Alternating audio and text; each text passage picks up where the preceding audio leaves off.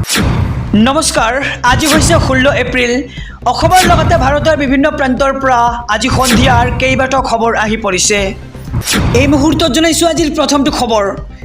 আজিৰ দিনটোত উচ্চতম ন্যায়ালয়ত ৱাকফ আইনক লৈ হৈ গ'ল শুনানি আৰু ইয়াক লৈ উচ্চতম ন্যায়ালয়ে কিছুমান ৰায় প্ৰদান কৰিছে, লগতে নিৰ্দেশনা প্ৰদান কৰিছে। কি এই খবৰ সবিশেষ দৰ্শকলৈ।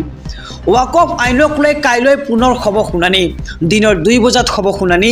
উচ্চতম ন্যায়ালয়ত ৱাকফ আইনক লৈ সম্পূৰ্ণ হৈছে আজিৰ শুনানি। কাইলৈ বিয়লি 2 বজাত পুনৰ হ'ব শুনানি। ৱাকফ সম্পত্তিৰ বৈধতাৰ ওপৰত উচ্চতম ন্যায়ালয়ে বিচাৰিছে স্পষ্টীকৰণ। ৱাকফ সম্পত্তিক লৈ মুছলমানৰ উত্তৰাধিকাৰ দখল কৰা বুলি প্ৰশ্ন উত্থাপন কৰিছিল চিব্ৰাল আৰু চৰকাৰী পক্ষৰ হৈও যুক্তি অধিবক্তা তুষাৰ মেহতাৰ আৰু মছজিদৰ পঞ্জীয়ন কৰাটো অসুবিধা ক'ত, এনেদৰে এতিয়া প্ৰশ্ন উত্থাপিত কৰা হৈছে। আৰু ৱাকফ সম্পত্তি পঞ্জীয়ন কৰাটো বাধ্যতামূলক। ইয়াৰ পিছতেই উচ্চতম ন্যায়ালয়ে প্ৰশ্ন কৰিছে। কি প্ৰশ্ন কৰিছে? ASI সংৰক্ষিত সম্পত্তি ৱাকফ কিদৰে হ'ল, এই প্ৰশ্ন উত্থাপিত কৰিছে উচ্চতম ন্যায়ালয়ে। চৰকাৰে যদি কোনো ভূমি অধিগ্ৰহণ কৰে তেতিয়া কি হ'ব বুলিও প্ৰশ্ন উচ্চতম ন্যায়ালয়ৰ। এই মুহূৰ্তত জনাইছোঁ আজিৰ 2 নম্বৰ খবৰটো। বিহুৰ মাজতেই বেয়া খবৰ লাখপতি বাইদেউলৈ। হেৰুৱাব পাৰে চৰকাৰৰ 10,000 টকা। বিস্তাৰিত খবৰ লৈ আহিছোঁ SB অসম মিডিয়াৰ সমূহ দৰ্শকৰ বাবে। বিহুৰ বতৰতে লাখপতি বাইদেউলৈ বেয়া খবৰ আহি পৰিছে। ইতিমধ্যে ৰাজ্যৰ লাখ লাখ মহিলাই হেৰুৱাব পাৰে নিজৰ ধন। উদ্যমিতা আঁচনিৰ ধন হেৰুৱাব পাৰে লাখ লাখ মহিলাই। উদ্যমিতা আঁচনিৰ মহিলাৰ বাবে আহিল নতুন খবৰ।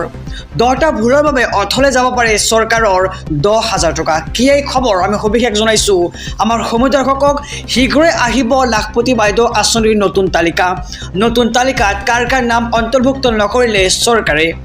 ইতিমধ্যে ৰাজ্যৰ 39 লাখ মহিলাই লাভ কৰিছে ধন। এই ধন লাভ কৰিবলৈ 5টাকৈ নিয়ম পালন কৰিব লাগিব। যিসকলে এই নিয়ম মানি চলিছে তেওঁলোকৰ একাউণ্টত চৰকাৰে সোমোৱাই দিছে গোটৰ 10,000 টকা। লগতে 3টাতকৈ অধিক সন্তান থকা মহিলাই নাপাব এই আঁচনিৰ ধন। SC ST মৰাণ মটক বাগিচাৰ মহিলাৰ 4টালৈ সন্তান থাকিলেও তেওঁলোকে লাভ কৰিবলৈ সক্ষম হ'ব লাখপতি বাইদেউৰ আঁচনি অৰ্থাৎ গোটৰ 10,000 টকা।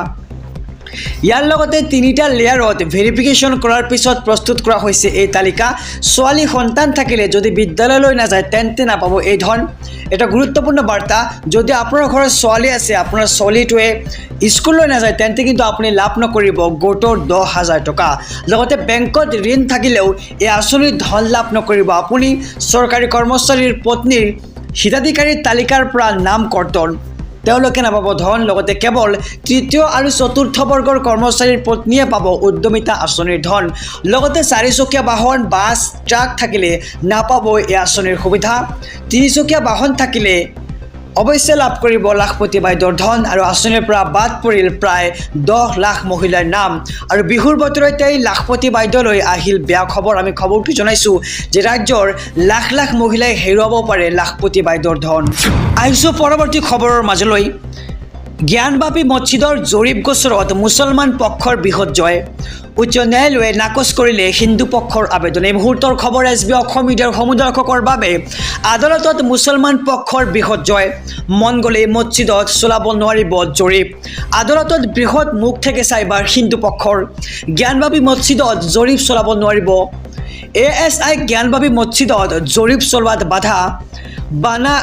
বাৰাণসী আদালতৰ আৰু জ্ঞানবাপী বুজুখানাত হিন্দু পক্ষই জৰীপ চলোৱাৰ বাবে কৰিব নোৱাৰিব আবেদন। এই মুহূৰ্তৰ খবৰ জনাইছোঁ। আজি হৈছে 16 এপ্ৰিল আৰু আজিৰ দিনটোতে কিন্তু ৱাকফ আইনক লৈ উচ্চতম ন্যায়ালয়ত হৈছে শুনানি আৰু জ্ঞানবাপী বুজুখানাত জৰীপৰ বাবে আজি আছিল শুনানি। এলাহাবাদত উচ্চ ন্যায়ালয়ে 5 মেলৈ পিছুৱাই দিছে শুনানি। আহিছোঁ আন এক খবৰৰ মাজলৈ। গছপুলি ৰোৱা মহিলালৈ আহিলনে ফোন? এইকেইটা কাম নকৰিলে নাপাব চৰকাৰৰ 10,000 টকা। অব্যাহত আছে লাখপতি বাইদেউৰ ধন লাভৰ প্ৰক্ৰিয়া। এইকেইটা ভুল কৰিলে বঞ্চিত হ'ব ধন লাভৰ পৰা। ফোন অন কৰি থওক, যিকোনো মুহূৰ্তত কল কৰিব আপোনাক চৰকাৰে। প্ৰতিখন জিলাৰ বাবে নিৰ্বাচিত মহিলাৰ নামৰ তালিকা প্ৰকাশ কৰা হৈছে। জিলাই জিলাই সভাৰ জৰিয়তে লাভ কৰিব গোটৰ 10,000 টকা। প্ৰতিগৰাকী বাছনিভুক্ত হোৱা মহিলাই লাভ কৰিব গোটৰ 10,000 টকা। পৰৱৰ্তী পৰ্যায়ত লাভ কৰিব 25,000 আৰু 50,000 টকা। তিনিটা কিস্তিত লাখপতি বাধ্য ধন প্ৰদানৰ ব্যৱস্থা কৰিছে চৰকাৰে হাহে যদি কণী পাৰিব লাগে মোবাইল নিকিনিব কামত লওক এনেদৰে মন্তব্য মুখ্যমন্ত্ৰীগৰাকীৰ তেতিয়াই পৰৱৰ্তী কিস্তিত দিব 25,000কৈ টকা আৰু শেষৰ কিস্তিত লাভ কৰিবলৈ সক্ষম হ'ব 50,000 টকা গছপুলি ৰোৱাৰ পিছতো বহু মহিলাই নাপাব লাখপতি বাধ্যৰ ধন তিনিটা সন্তান বা তাতকৈ অধিক সন্তান থকা মহিলাই নাপাব লাখপতি বাধ্য আঁচনিৰ সুবিধা লাখপতি বাধ্যৰ ধন বিতৰণক লৈ মুখ্যমন্ত্ৰী ডক্টৰ হিমন্ত বিশ্ব শৰ্মাই কৰিছে ডাঙৰ ঘোষণা আহিছো আন এক খবৰৰ মাজলৈ ৱাকফ বিৰোধী প্ৰতিবাদকাৰীৰ বিৰুদ্ধে কঠোৰ মুখ্যমন্ত্ৰী ৰাজপথত ওলাই একো কৰিব নোৱাৰিব বুলি মন্তব্য মুখ্যমন্ত্ৰীগৰাকীৰ ৱাকফ বিৰোধী প্ৰতিবাদকাৰীৰ বিৰুদ্ধে কঠোৰ হৈছে ৰাজ্যৰ মুখ্যমন্ত্ৰী ডক্টৰ হিমন্ত বিশ্ব শৰ্মা ৰাজপথত ওলাই একো কৰিব নোৱাৰিব আমচুক কঠোৰ সকিয়নি মুখ্যমন্ত্ৰী ডক্টৰ হিমন্ত বিশ্ব শৰ্মাৰ ৱাকফ আইনৰ বিৰুদ্ধে যিমান মানুহ আছে সপক্ষেও আছে সপক্ষে বিপক্ষে মিল হৈ পৰিস্থিতি